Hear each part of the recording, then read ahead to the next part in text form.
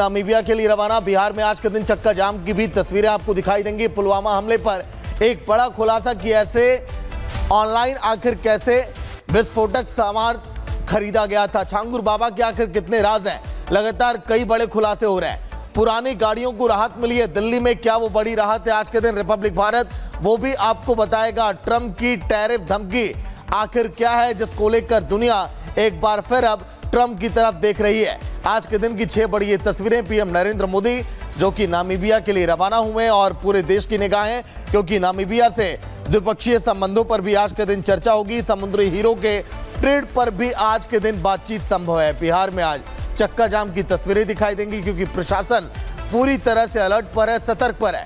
पुलवामा हमले पर जो बड़ा खुलासा किया गया एफएटीएफ की तरफ से कि आखिर विस्फोटक कैसे ऑनलाइन खरीदा गया, ये भी आपको बताएंगे। छांगुर बाबा जिनके आलीशान कोठी पर कल के दिन बुलडोजर चला, वो तस्वीरें भी रिपब्लिक भारत आपको दिखाएगा। और पुरानी गाड़ियों को भी बड़ी राहत मिली है।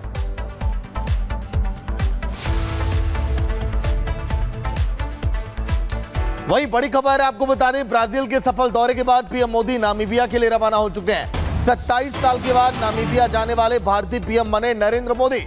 नामीबिया से समुद्री हीरो के ट्रेड पर भी बातचीत संभव है और भारत में चीते नामीबिया से ही लाए गए थे। यह आज के दिन तस्वीरें बहुत खास होने वाली है।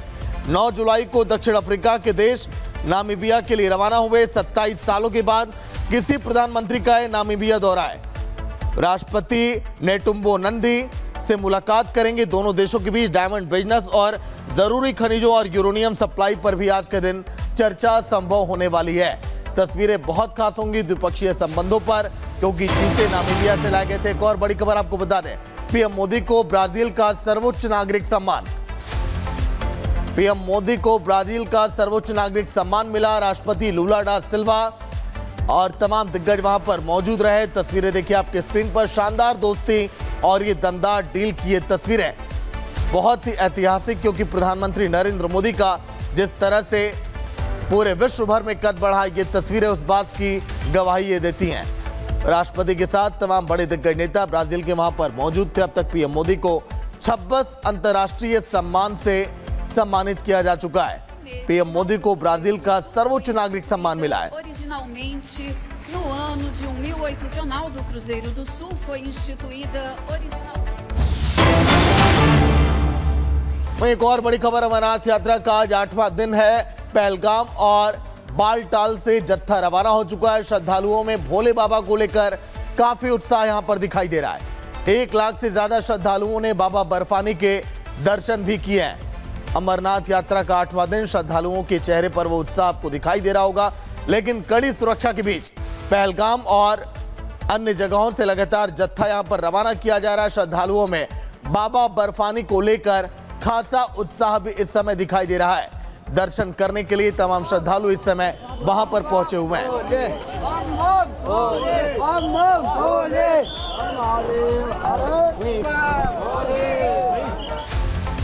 वहीं पटना में 4 जुलाई को हुए कारोबारी गोपाल के मर्डर के बाद से नीतीश कुमार की सरकार विपक्ष के निशाने पर थी। डीजीपी ने प्रेस कॉन्फ्रेंस करके खुलासा किया कि अशोक साहब ने लैंड डिप्यूट में सुपारी देकर हत्या करवाई है। देखिए आप।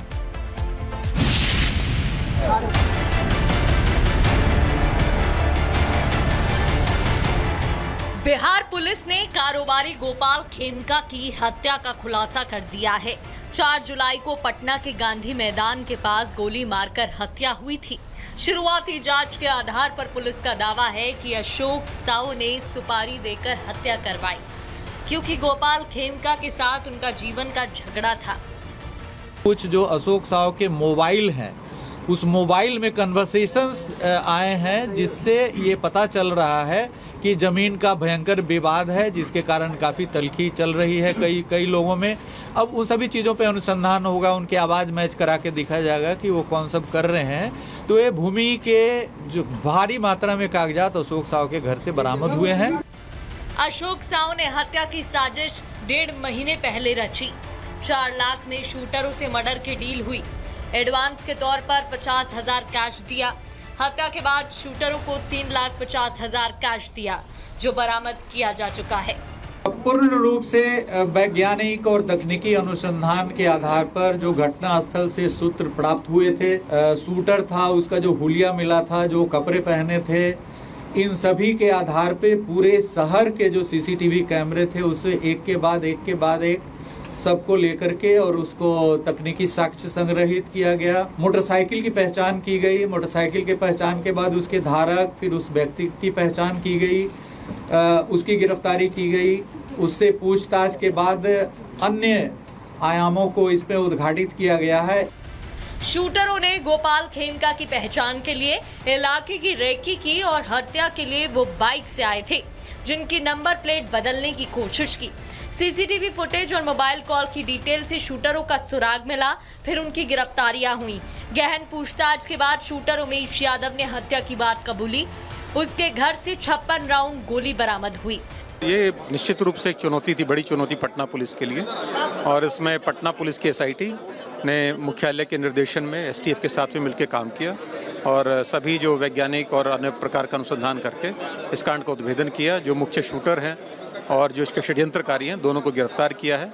इस कांड के अंदर में जो प्रयुक्त किया गया जो हथियार था उसको बरामद किया है, जो वाहन था उसको बरामद किया है, और इस कांड में जो सुपारी का जो राशि थी जो एक्सचेंज हुआ था उसको भी पुलिस ने बरामद किया। डीजीपी ने कहा कि सुपारी देने वाले अशोक साहू और हत्या करने वाले 3 शूटर गिरफ्तार किए जा चुके हैं।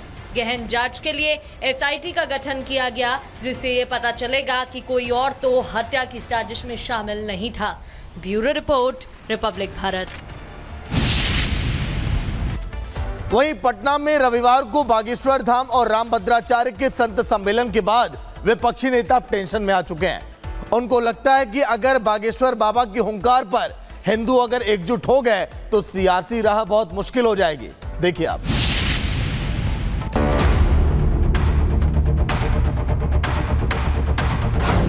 बाबा बागेश्वर पर बौखलाए पप्पू यादव। बाबा बागेश्वर के बिहार जाने पर डरे पप्पू। हिंदुओं वोटर्स की एकजुटता का डर। बिना नाम लिए बागेश्वर पर निशाना। अक्सर सनातन और हिंदू परंपराओं का मजाक उड़ाने वाले सांसद पप्पू यादव वोट बैंक और तुष्टीकरण के लिए हर दिन सीमा लांघने जा रहे हैं। पप्पू यादव संतों को अंधविश्वासी करार देते हैं। संतों को बता दिया पूर्णिया नरसंहार के पीछे की वजह। क्या पप्पू यादव को सनातन से नफरत है? इतनी बड़ी घटती तो नेताओं के चलते होती है, आई बाबाओं के चलते। अंधविश्वास को हम पैदा कर रहे हैं। फोन कर रहे, hello hello Hanuman ji, hello Hanuman, hello hello बात। अब हनुमान से बतियाने लगा है चोर साहब। अब लोगों को लग रहा है अरे बाप रे बाप, हनुमान से बतिया रहा है। नेता बाबाओं के मंच पे जाकर के गणेश परिक्रमा कर रहा है। क्या है? क्यों भाई? ये पैदा कौन कर रहा है? ये अंधविश्वास पैदा कहाँ से है? हम जा रहे हैं चांद पे, पर्ची निकलवा रहे हैं, ब्लैक मैजिंग कर रहे हैं। वो चोरबा से कौन एक तो बाबा चोर है, वो ब्लैक मैजिंग कर रहा है। पप्पू यादव अपने संसदीय क्षेत्र पूर्णिया के उस गांव गए थे जहां भीड़ ने एक परिवार की हत्या कर दी। परिवार के मुखिया रामदेव राव एक ओझा यानी झाड़ फूंक करके इलाज करते थे। हत्यारों पर कार्रवाई की मांग करने के बजाय पप्पू यादव बिना नाम लिए बागेश्वर बाबा पर निशाना साधने लगे। मेडिकल साइंस गलत, नासा गलत। ये जितने नेता से लेके पढ़े लिखे लोग हैं, यही तो अंधविश्वास को पैदा कर रहा है। 250-500 लोग कहाँ से आ गए? एक गांव में है ये है 50 आदमी। ये जिंदा जला कैसे? बाहर में उनको किसी ने कह दिया कि डैन यहाँ है। अब ये अंधविश्वास में आ गए। क्रूरता तो है ही, इससे बड़ा दुर्भाग्य क्या होगा? लेकिन इससे बड़ा क्रूरता वो है कि जो ब्लैक मैजिक मंच पर निकालते हैं। पहले उनको रोक लगनी चाहिए, उनको बैन करो और ऐसे बाबा को जेल में ठूसो जो ब्लैक मैजिक कर रहे हैं। बाबा बागेश्वर की बिहार में तगड़ी फैन फॉलोइंग है। पटना और गोपालगंज में बागेश्वर को देखने के लिए उमड़ी भीड़ से विपक्ष और पप्पू यादव को अंदाजा लग गया है धीरेन्द्र शास्त्री बिहार की सियासी माहौल को बदल सकते हैं। इसलिए हार की संभावित डर से इंडी गठबंधन के नेताओं की बौखलाहट बढ़ रही है। Bureau report, Republic Bharat.